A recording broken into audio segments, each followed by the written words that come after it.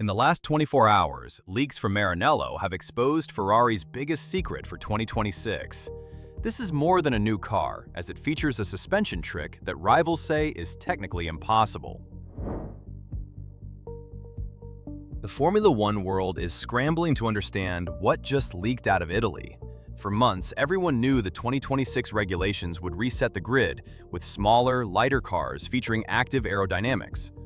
But nobody expected Project 678, now officially confirmed as the SF26.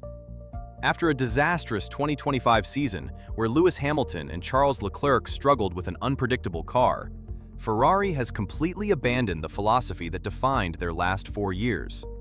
The buzz started yesterday when technical drawings surfaced suggesting a radical departure from the pull rod suspension layout.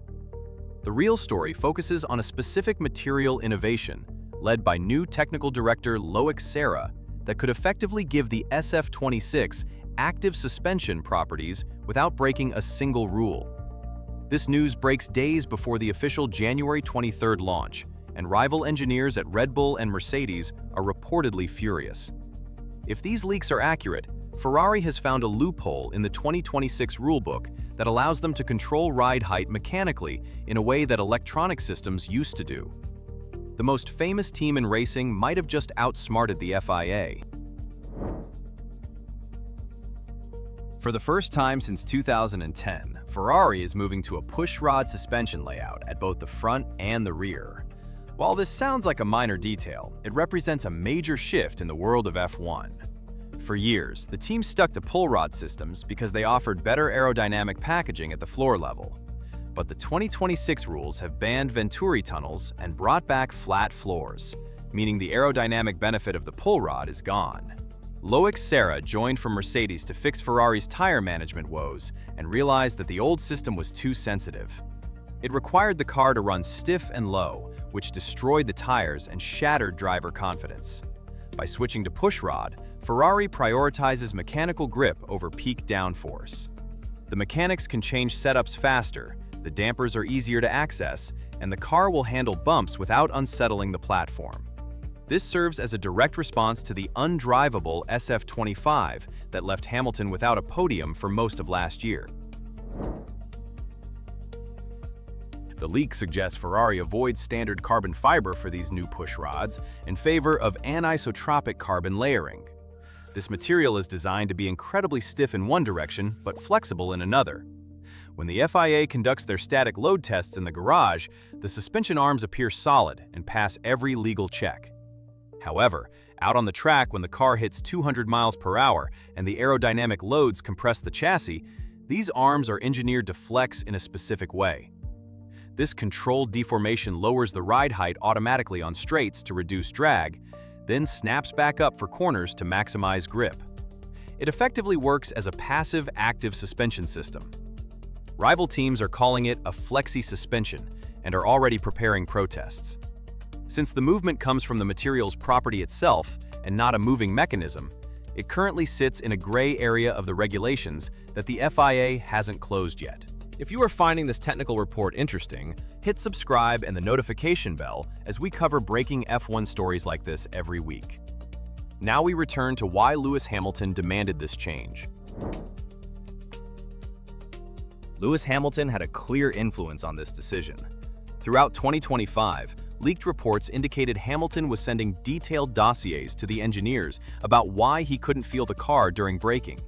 He hated the seating position and the lack of front-end feedback, which were traits baked into the pull rod design. He told the team that he needed a front end that he could lean on aggressively into corner entry. The switch to a push rod front end caters directly to Hamilton's driving style. It provides a more direct connection between the steering wheel and the tire contact patch. It allows for better heave control, or the vertical movement of the car, which stabilizes the platform under heavy braking. Ferrari has sacrificed some theoretical aerodynamic points to give their star driver the mechanical feeling he has been missing since 2021. If Hamilton can trust the car again, that factor alone is worth 0.3 of a second per lap. The 2026 regulations introduce active aerodynamics, featuring X mode for low drag on straights and Z mode for high downforce in corners. This replaces the old DRS system, but creates a major problem for suspension engineers. When the wings suddenly open and close, the aerodynamic load on the car shifts violently, and a standard suspension setup would struggle to cope with these sudden changes in weight transfer.